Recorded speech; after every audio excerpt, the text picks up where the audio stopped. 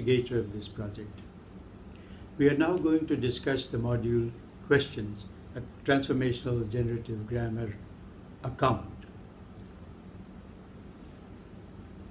The module has been authored by Professor K.A. Jayashilan, Professor Retired, English and Foreign Languages University, Hyderabad. Questions, a Transformational Grammar Account. You were introduced to the question type constructions in paper 6A, Grammatical Categories. In this module, we take up an analysis of question type sentences within the framework of transformational grammar. Types of questions. Languages show a variety of ways in which questions are asked. There are two types of questions to consider: yes-no questions and constituent questions. They are illustrated below. Yes-no questions. Can you swim? Is it raining? Does a bird fly? Constituent questions, also known as WH questions. Who stole the cheese? What did you see? How does a bird fly?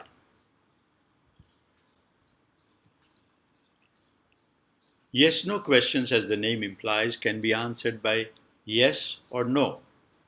But a constituent question cannot be answered in that way because it asks for information about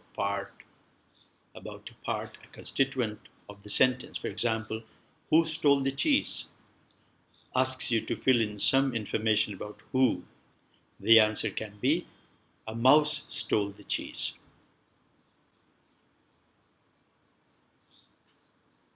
There is yet another type of question which is closely related to a yes-no question, called an alternative question. It requires you to choose between two or more alternatives that are given. For example, alternative questions. Do you want tea or coffee? Did you boil the potato or bake it? Is it going to rain or is it going to snow? 3A can be answered by, for example, coffee.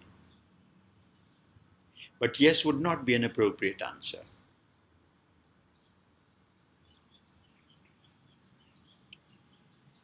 An alternative question contains one or more phrases connected by or. For example, tea or coffee. We call or a disjunction marker or disjunctive connective, and we call the phrases connected by or disjuncts. The disjuncts in 3A that you saw are two noun phrases. The ones in 3B are two verb phrases. And the ones in 3C are two finite clauses.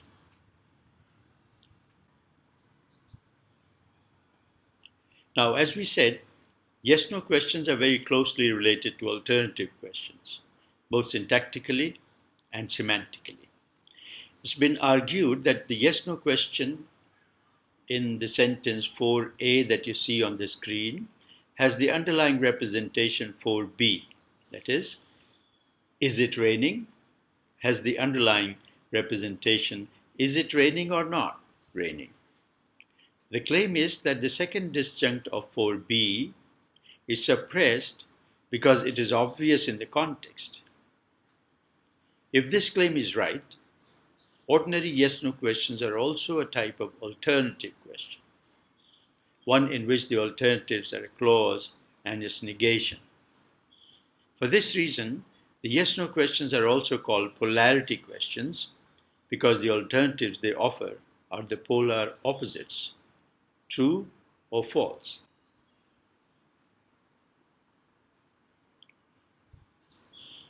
Let's talk about yes-no questions.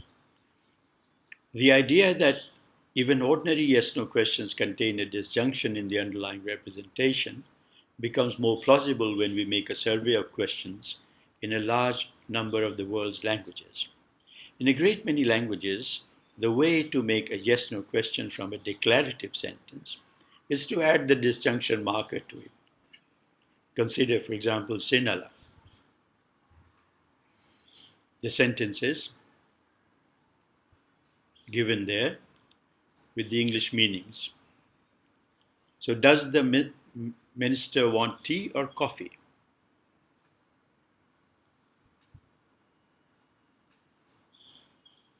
Does Chitra read this book? Now in Sinhala, the disjunction marker is the, as shown in the data. The same the is added at the end of the sentence in 5b to turn the declarative sentence Chitra e pota kiyewa. Chitra read the book into a question. The same way of making a question is employed in Malayalam too. Let's take a look at the data on Malayalam. For the sentences John or Bill or Peter. And did John come? Now the disjunction marker of Malayalam is O. The same O is added at the end of the declarative sentence John vannu, John came, to make it a question. Again, this way of making a yes-no question is found in Japanese, Dutch, and Polish. Note that these languages, for example, Sinhala, Malayalam, Japanese, Dutch, Polish, are from different language families and are typologically very different.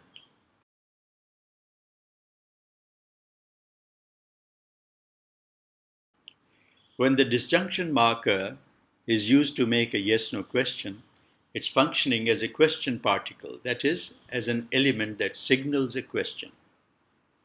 Many languages use question particles to signal a question.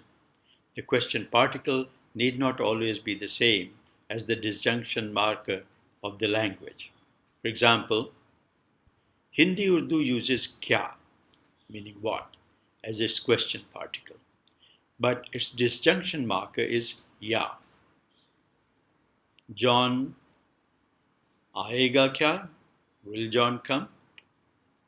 Depending on the basic word order of the language, the question particle is placed at the beginning or the end of the clause. Thus in Malayalam, Sinhala and Japanese, the question particle comes at the end of the clause, and in Dutch and Polish, it comes at the beginning of the clause.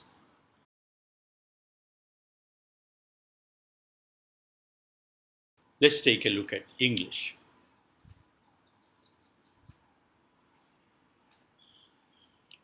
English, of course, does not use a question particle to signal a yes-no question.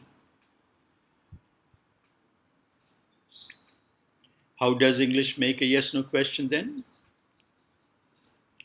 It does so by moving tense to the left of the subject. But tense always needs a verb to lean on too. You learned in module 5 that the tense attaches itself to the first verb to its right.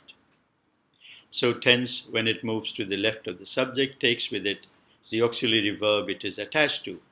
We can state this rule of English as follows. Subject auxiliary inversion. Move tense together with the auxiliary verb to which tense is attached to the left of the subject.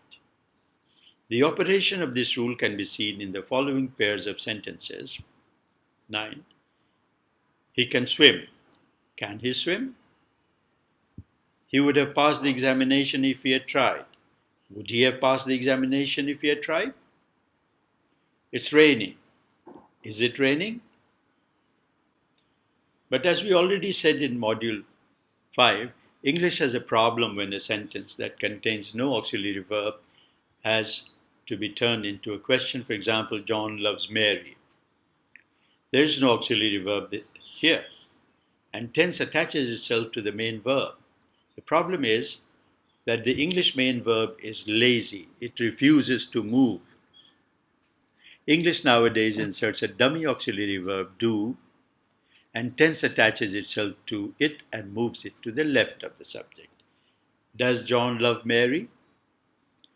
Here are some more examples of question formation that involve the insertion of do. They left early. Did they leave early? William stands on his head to greet the sun. Does William stand on his head to greet the sun? To sum up the discussion so far, languages predominantly have two strategies to signal a yes-no question. One, the use of a question particle, and 2. A word order change.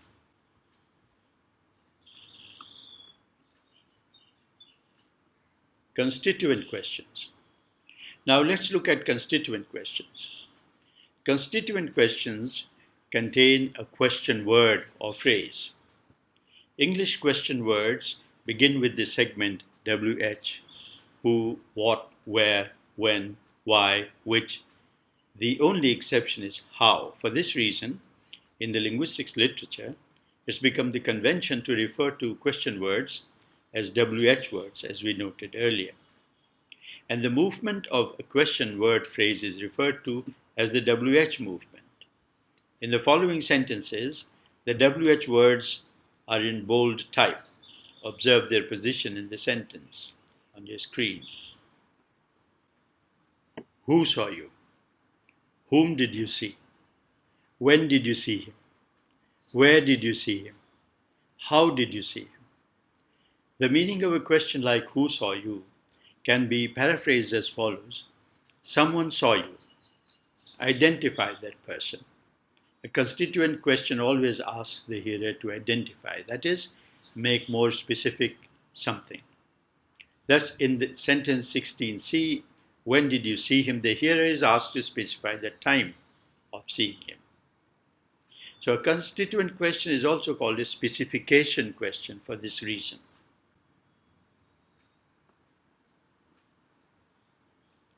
In English, the WH phrase is moved to the beginning of the interrogative clause. This movement is not clearly seen when the subject is questioned, as in 16A. That is, who saw you? However,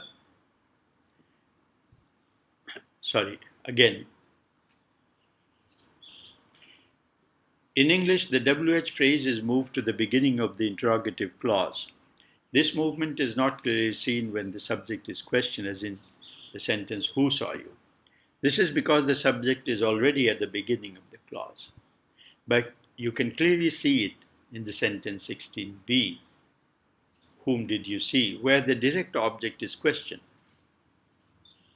The WH phrase whom is generated as the object of see, and it is moved to the beginning of the clause as you see it in the illustration.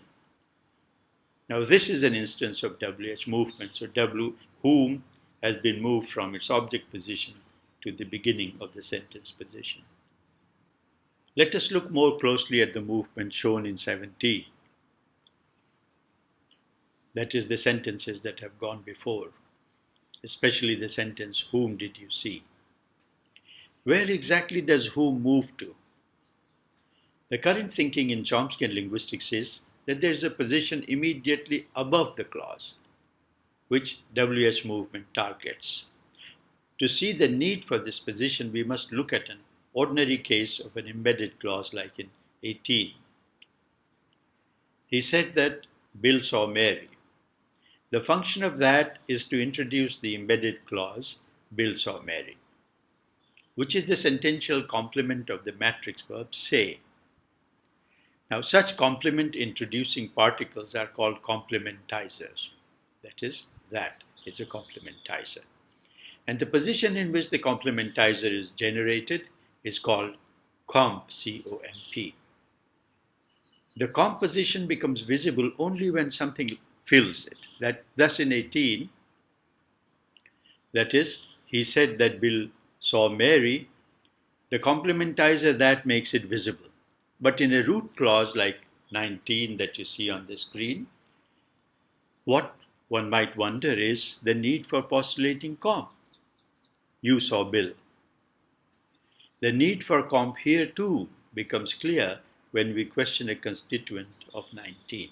For example, replace Bill with whom. A WH phrase in English must move to the beginning of the clause, and the position it moves to is comp.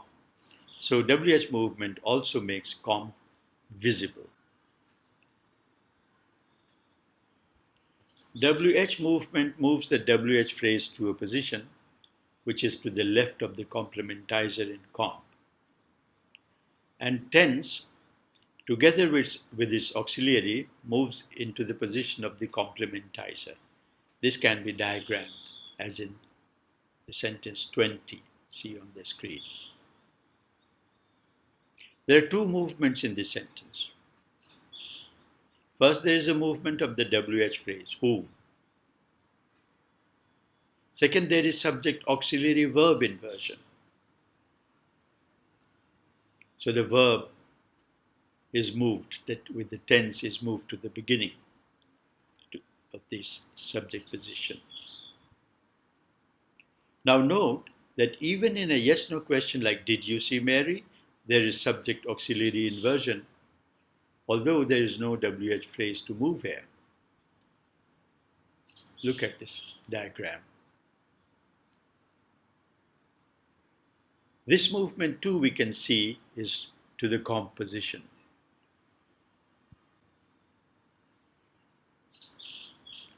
So far, we have only looked at constituent questions in the root clause. These are called direct questions. They require an answer from the hearer. But there are also indirect questions, where the question is only reported and is in an embedded clause. Consider the sentence on your screen, sentence 22. The police asked the witness what he saw.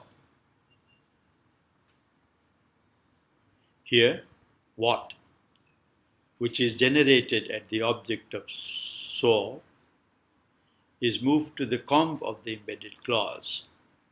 Note that there is no subject auxiliary inversion in an indirect question.